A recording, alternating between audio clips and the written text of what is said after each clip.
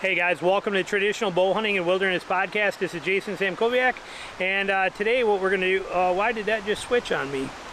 Oh, it is switching, okay. Sorry, checking my camera out, but what we're going to do today is we are going to talk for a second about helical, okay, and why I use, some details about fletching helical on here, and why it matters and what's going on with it here. So, sorry, I'm watching stuff on my camera, brand new camera, I'm watching how things are moving. And what's happening with, all right, we're good. Sorry, just checking stuff. But anyway, so with the helical on here, as you're seeing, okay, everything behind this has a reason.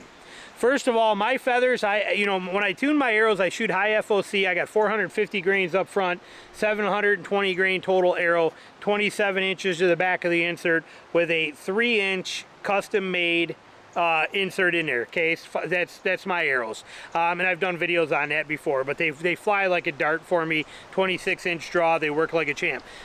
My feathers, I spent a lot of time testing those. We used to use 5.5-inch, 3.25-inch high, or high back, but or 5.5-inch long, 3/4 of an inch high back feathers was kind of the traditional standard for a very long time, because it helps stabilize your arrow. We put a lot of helical on them, and but honestly, I learned pretty quick that sometimes they sound like a flu-flu, That's what they sound like when you shoot, when they go through the air with that spinning so fast with so much feather, and it kind of lost things out there a little bit. Not that that mattered, I didn't shoot far, but so I started playing with feathers years ago, and I've been shooting these for about 10 years now, this exact setup. But I started out with a 5-inch, then I went to a 4-inch. I tried lower profile by cutting these lower. I did all sorts of testing. Settled on this, okay, it's what I've been shooting. This is a 3 3/4-inch long high back feather. I cut this from a 4-inch jig, cut the ends off and taper it and make it my way, but it's about 3 3/4, a little more than 3 3/4 inches long, just under 4-inch. And but they're high back. I take my jig and a little plate on my chopper, I can move it, and I ground that out a little higher and slide it down further so it's down there so I can get as high as I want. But you can see the height of that I get out of that is just phenomenal. And when this thing's going down and that thing's spinning towards the target, you can see, I see that huge ball of feathers flying at that target, and it's tremendous looking. When it's spinning, it's a big green blob heading right to spinning right along, and you can see when I spin it quicker, it blobs right out into a green, looks like a green tennis ball flying towards that animal. I like that. Now when it comes to the helical, which is, you can see how the feathers spin down the shaft, which means that as it goes, the wind is going to hit here and then catch that wing and spin it like this. It's going to spin it around, okay? I use a left helical.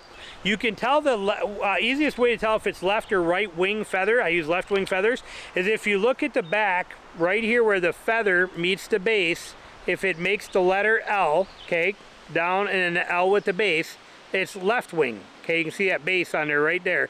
That's how you tell it's left wing or right wing, but it's going to spin to the left. If you look at this, and actually maybe easier if I show you that way, but if you look at that, as the wind hits it, it is going to spin it to the left like this. Wind will come here, catch that tail, and spin it. All right, so now the amount of helical is again something that I'm very particular on. I want as much helical as I can to help stabilize that arrow.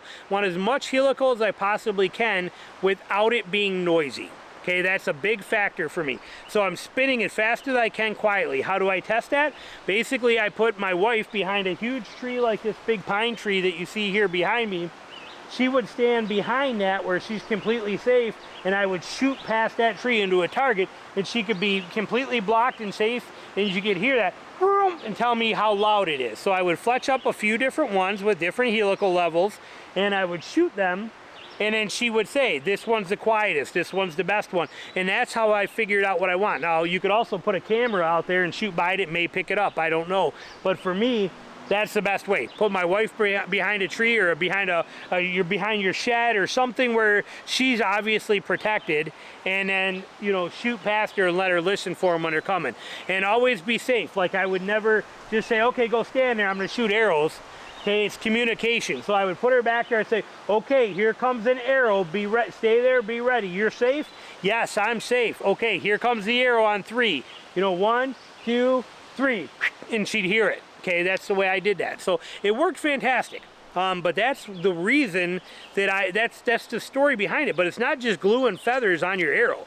There is a tremendous amount of process that went into this to make sure that is perfectly dialed in and exactly what we're looking for.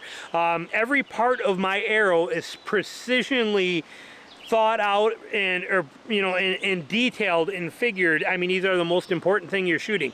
So that's the philosophy behind there. I mean, you can see here, I even nub off the ends of that and on the back ends. I mean, my arrows, I take so much pride in making them exactly pure functional pieces of art when it comes to what their capabilities are. And that's what I do there on the fletching, and that's how I set it up and why I set it up.